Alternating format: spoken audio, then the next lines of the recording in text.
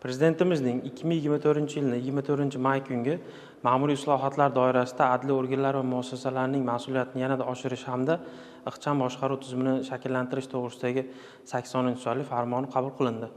Ushbu farmon asosida adliya organlari xodimlari tomonidan mahalla yettilligi a'zolari bilan birgalikda uyumi yurgan holda aholining huquqiy muammolari aniqlanib, ularni hal etish choralari ko'rilmoqda.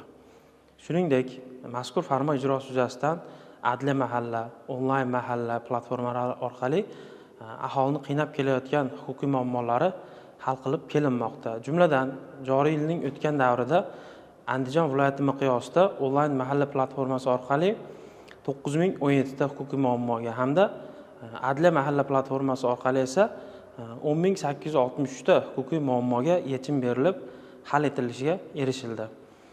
Bundan tashqari, Adliya vazirining 2024-yilning 12-noyabr kungi tegishli buyrug'i asosida tuman shahar kesimida har oyda bittadan mahalla hududida huquqiy mahalla loyihasi amalga oshirib kelinmoqda.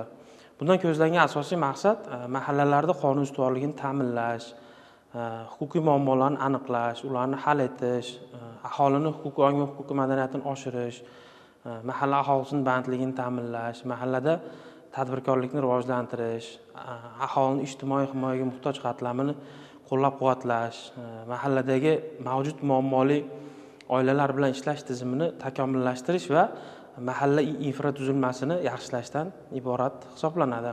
Joriy yil boshidan buyon viloyat miqyosida jami 176 ta mahallada huquqiy mahalla loyihasi amalga oshirildi. Uyumi yurish tadbirlari orqali 159.485 ta huquqiy muammo aniqlanib, ularni hal etish choralari ko'rildi. Bundan tashqari, huquqiy muammoni bartaraf etish maqsadida aholi manfaatida 1.124 millionga yaqin summada sudlarga da'vo arizalari kiritildi va qanoatlantirilishi ta'minlandi. Bundan tashqari, kiritilgan taqdimnomalar asosida 250 dan ziyod yuridik tusga ega bo'lgan hujjatlar bekor qilindi. Aholini 3 milliarddan ziyod noreal qarzdorliklar bartaraf etildi. 2700 dan ziyod fuqaroga turli soliq imtiyozlari qo'llanilishiga erishildi. Aholiga 2344 ta huquqiy hujjatlar, jumladan sudga ariza namunalari, shartnomalar, shu kabi hujjat loyihalari tayyorlab berilib, bepul birlamchi yuridik yordam ko'rsatilishi ta'minlandi.